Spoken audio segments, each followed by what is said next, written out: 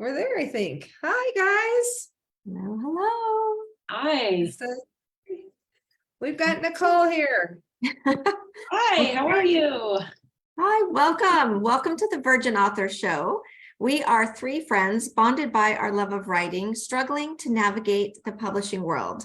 I am Mandy McGuire. I'm Lissa Reese.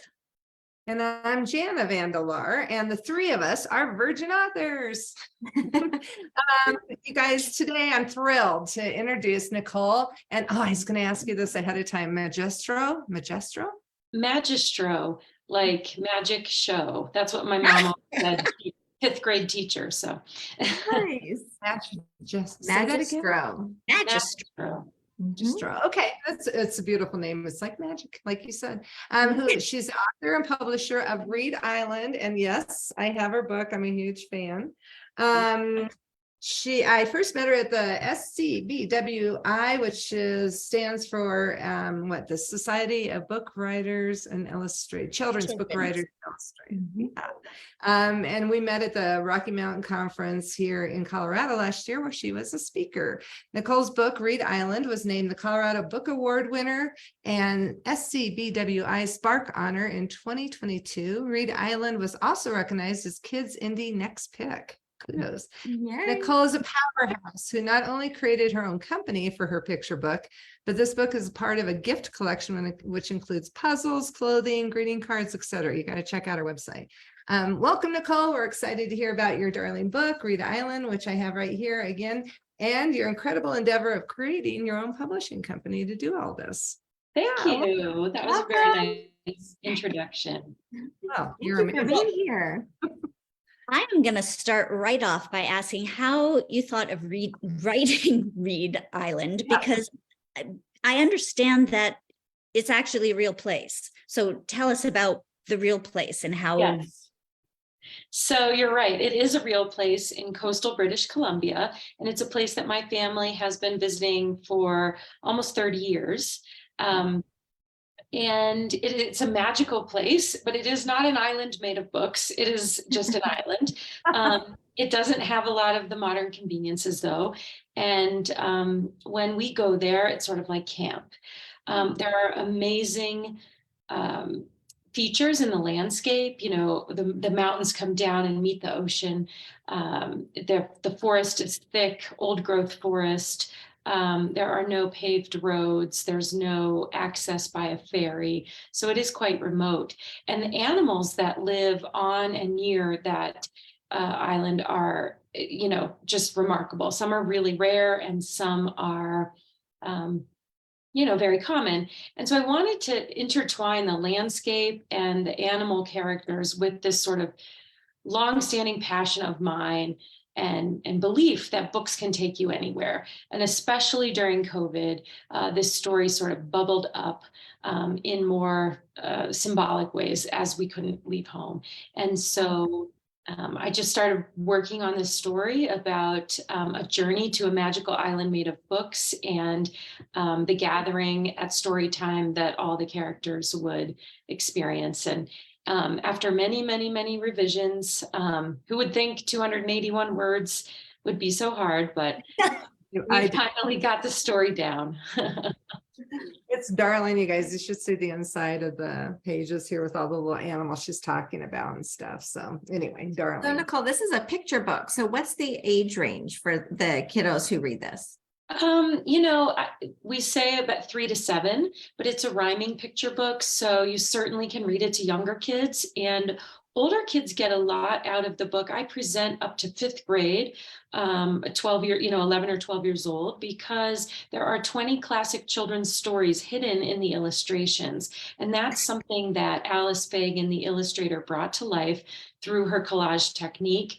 And so you'll find hints of stories and classic stories like Anne of Green Gables. Yes, exactly. I was looking.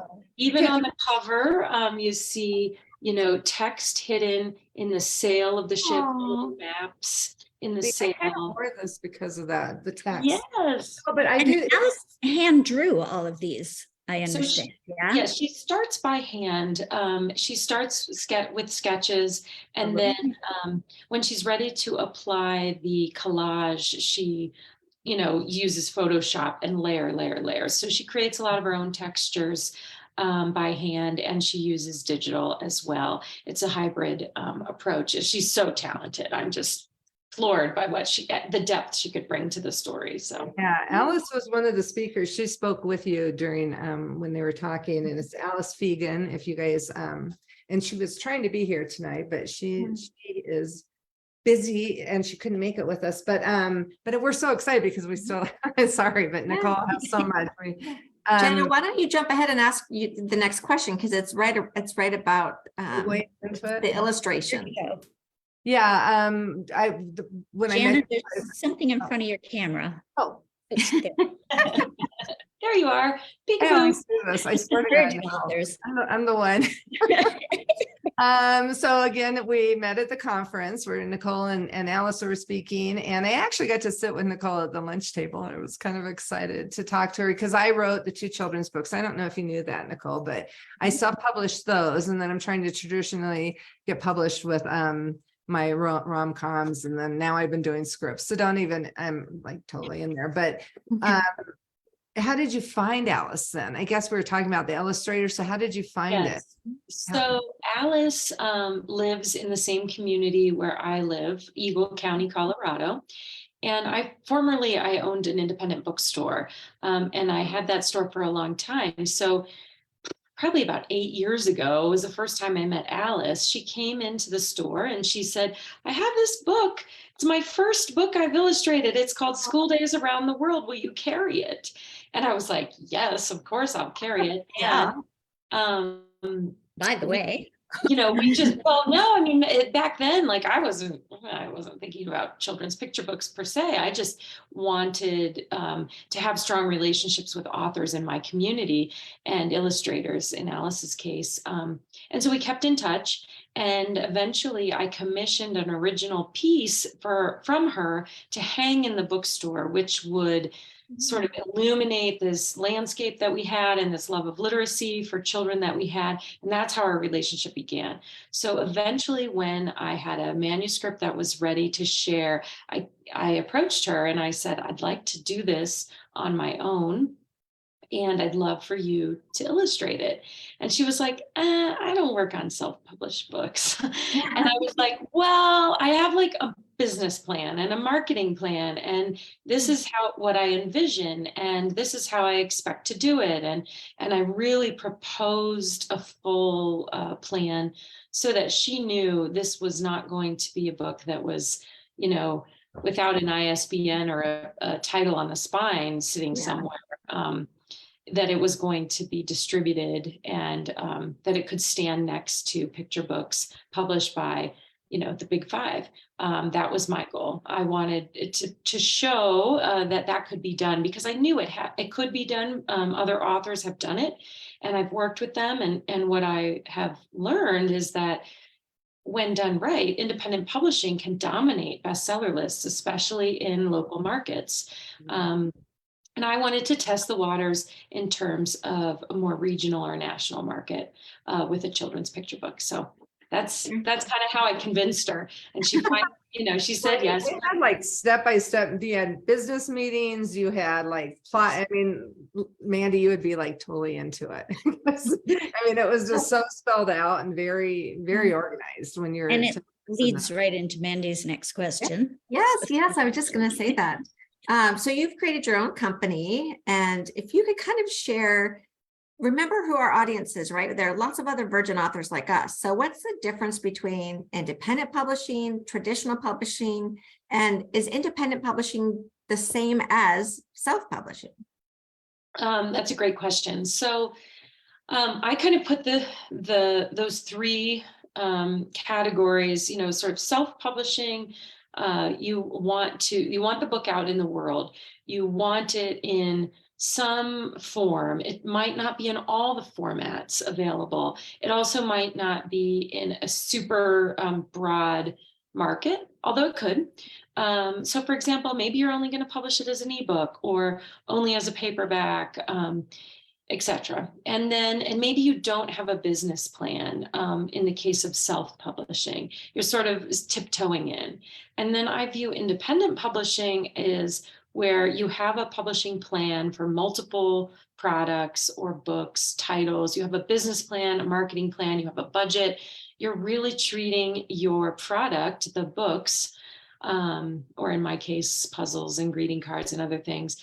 You're treating your creative work as a product that will live in the marketplace, and that will be next to mass-produced products in those categories. And then traditional publishing is, either corporate-owned or family-owned, but large, well-distributed, and well-established publishing company. Some of those use agents to acquire their content, and others work directly with the creators. And so that's kind of the three buckets. Of course, there's like all different sizes of traditional publishers. Yeah. In my case, I really have, coming from a business background from within the book industry, I felt like my best chance at this was to really walk into the market with a variety of products and a core customer in mind, an independent bookstore in mind. So that's why the Empire line is focused on nature and literacy, or books and reading is what I like to say. You explained that really beautifully and clearly. Thank you so much. And it's almost like you're reading our minds, because I know, right? It's like, what the heck is next with all? which is did the idea for your gift line come because you had the marketing plan, or the other way around, and what exactly have you got in that line? Well, I have greeting cards. I have 36 greeting cards, boxed cards, and individuals. I also have 5 jigsaw puzzles. There are 250 piece puzzles that are aimed at the same age group as the book, and for family groups. So, and again, I had this experience as a buyer in an independent bookstore. I knew there were some holes in the market. So back to that piece that I commissioned with Alice originally, before the book was born, we took that piece and we broke it apart, and we created some greeting cards because there was just a hole in the market, in our market, for affordable, environmentally friendly greeting cards that were for kids, and that weren't like butterflies and unicorns, but that were, really like mountain active kids. So you'll find skiers and hikers and fishers, fishermen and climbers and campers, and in my greeting card line, and in the whole line of Reed Island, that active lifestyle. So I just knew there was a hole in the market. So that's where we started. Originally, when I owned the store, I thought, well, this can be like an exclusive thing that we can do, and I can partner with this illustrator. And as we started working together and developing things, the manuscript had been in the works, but as you all know, manuscripts take forever, and they're not always ready. And then when they are ready, it takes forever again to get it into the market. So we went into the market in February of 2021 with a beta test, just with Colorado independent bookstores and the gift line, and then released some more gifts that summer. And then by October, the picture book came out in 2021. And then we released more gift product after that in 2022. Okay. That I'm surprised. I would have thought the book would have come first, and it was in your mind and it was in the works, but the products you just cranked right out there. Yeah. And why not? Because you don't have to wait for somebody else to do that. That's right. That's really cool. That was So brilliant. it's that, you do have that business background, and you can tell that you created an entire business plan that included all of the areas of, research and market, and, you're so thorough and comprehensive. So for other authors like you who want to do that same kind of model and be independently publishing, you're in over 200 bookstores now. And so can you talk about some of the, the nitty gritty, like what did you have to do to get it in those first bookstores? Was it knocking on the doors, making phone calls? What did you do? So a variety of things that were part of the plan, and it's sort of a chicken and egg situation. Yeah. I hired a publicist because I knew I needed reviews, legitimate reviews. My first review was in Kirkus, and then, reviews out from there. And I also knew I had to be in Edelweiss, which is an online cataloging system that independent and chain bookstores and gift stores use to procure and find what is coming out, what the new books will be. And it's an online cataloging system that also integrates with all of their point of sale systems. So I knew I had to be in Edelweiss. That's how your digital review copies are available. That's how you get advanced readers who work in bookstores. That's how you get in front of buyers. Okay. So I knew I needed those two things. Indie reader was how I got into Edelweiss through their author package, like their baseline author package, not crazy expensive or anything. You can get that Edelweiss listing, you're part of their catalog, and then your independent work can always point to that listing in Edelweiss. So I did those two things before the book was, like, way before the book was published. Okay, you do that. They let you do that before. Oh, you must do that. In fact, 6 months before is the sort of guideline for when you want to have those things happening, review submissions and the Edelweiss listing. And then by the 3-month mark, it's sort of too late. The big review sources will not review you if you don't have your book to them 3 months before publication, unless there's some other reason that they decide to randomly pick it up. But they work very far ahead. So that means authors. That is good to know, you guys out there. Yeah. So those are the first two things. And then the other major thing that I did. Oh yeah. Do you have a question, Lisa? You're on mute though. No, you're kept all day of your My dog was barking her head off. You're saying Edelweiss as in the flower.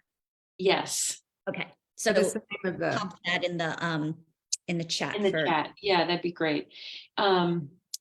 Yeah, so those two things, the indie reader subscription got me in Edelweiss, and hiring a publicist, which I used Books Forward. I would totally recommend them. I loved them.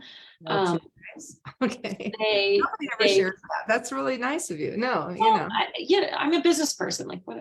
Yeah, so, I mean, I don't know. I mean, publicist. Where do you get that? So, I mean, we interviewed a lot of. I interviewed a lot of publicists, and I talked to a lot of other authors about who they used. But I really clicked with them. I thought they did great work.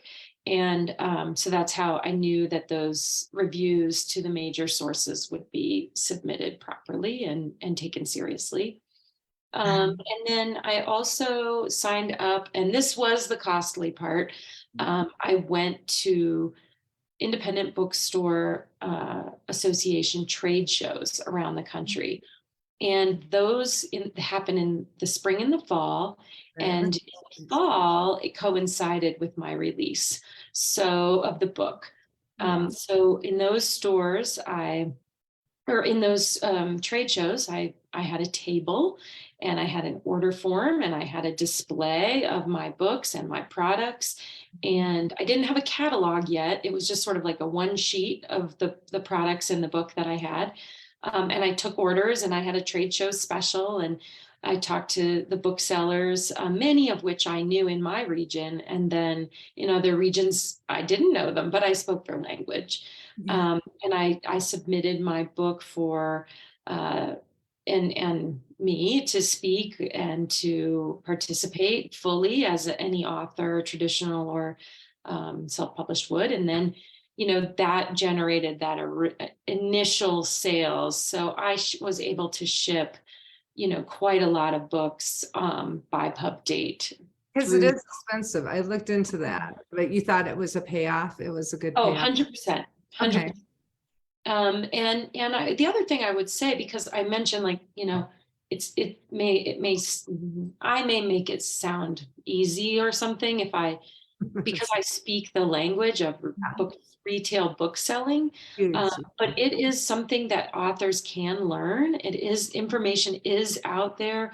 The American Booksellers Association and the regional trade shows provide education to authors by booksellers to help them understand, like, well, what are terms and what are discounts and what's appropriate and what's not, and how can you be helpful to a bookstore, and how can you convince a bookstore to carry your book, and all those kinds of things. So those are very important pieces to learn, and much like what we learn in the author world too. Like, you need to know what your comps are, and you need to know what else is in the marketplace and how well it's done and things like that, so that you can put your book next to those books in the market. Yeah. Once you got those book sales at that conference, then they just continued, and that's how you got more nationwide. Because I could just picture Nicole knocking door to door at all the bookstores around Colorado, going over the passes, you know. I worked at it really hard. Those conferences were fantastic though. And I did a lot of follow-up. I did a lot of individual sales appointments, on the phone and Zoom. And in February 2021, when I had like 8 cards and a couple products, I did like drive around Colorado, and it was during ski season. Oh my God.